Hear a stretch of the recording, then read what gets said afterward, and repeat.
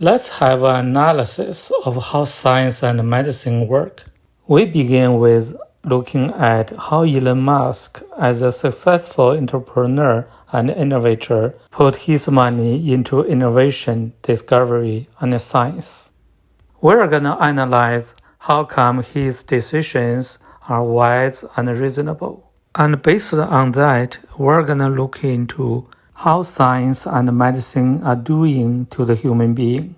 What we may rethink about the government, science, doctors, hospitals, and ourselves. Musk has just announced 2 projects in the near future. One is to land on Mars. The other is to study the COVID RNA molecule. Apparently, these are not easy projects. Otherwise, it doesn't need him to put money to study. Meanwhile, they have to be reasonable and realistic projects, so that as a presumably honest entrepreneur, he won't waste money from his investors. We know that the COVID-19 is one RNA molecule. It's also just one of the many microbes surrounding us. There are viruses, bacteria, fungus, parasites, amoebas, and so on and so forth. One RNA virus has caused many troubles in the whole mankind.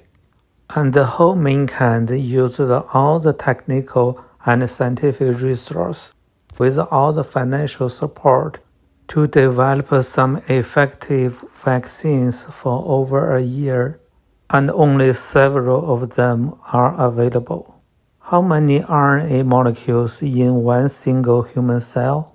There are tens and hundreds of thousands of them, along with many other kinds of molecules, such as proteins, minerals, vitamins, cholesterols, other kinds of lipid proteins, different forms of sugars and fibers, and nucleic acids.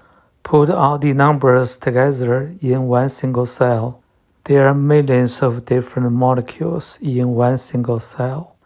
There are trillions of human body cells in one human, along with trillions of other microbes, including bacteria in the intestines and on the body surfaces. The complexity of this biological system is beyond anybody's imagination. This human body is created by nature. As the greatest scientist Einstein says, the end of science is theology.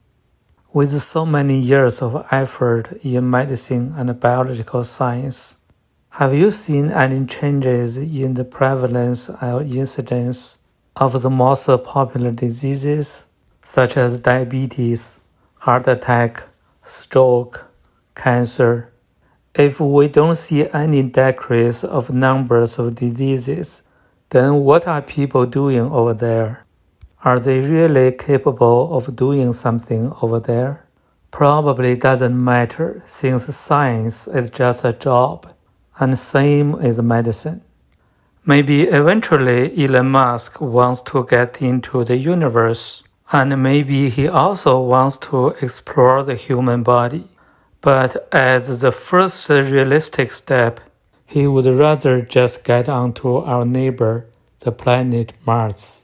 And instead of study human body, he would just pick a molecule that invades the human body, so that it's not a waste of his and his investors' money. Then what about our money as taxpayers? Science and medicine are an error correction process. Error correction means they know a little bit about what they're doing, and then go ahead to prove they're right or wrong. Once some reasonable conclusions could be drawn from what they find, it is called a discovery and even get a Nobel Prize.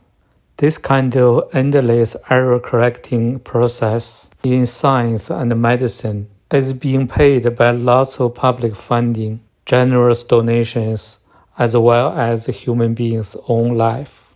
And don't forget, as part of the human activities, there are lots of agrees and conflicts of interest. As an individual, we only have one life. Same are the doctors. Many of them are not even healthy. Are you going to try your own life with science and medicine and some doctors who may not know science and medicine really well? The advice is always don't trust anybody but yourself. Prevention is more important than anything. Diet and lifestyle are better than any molecules that you are advised to take. Learn the knowledge by yourself and find a practitioner who is willing to educate is also important.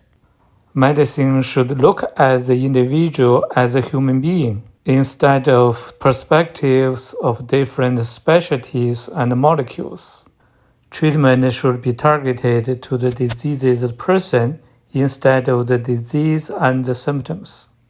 This is my perspective as an integrative medical doctor with PhD, MD, and ND. Thanks for listening and watching. See you next time.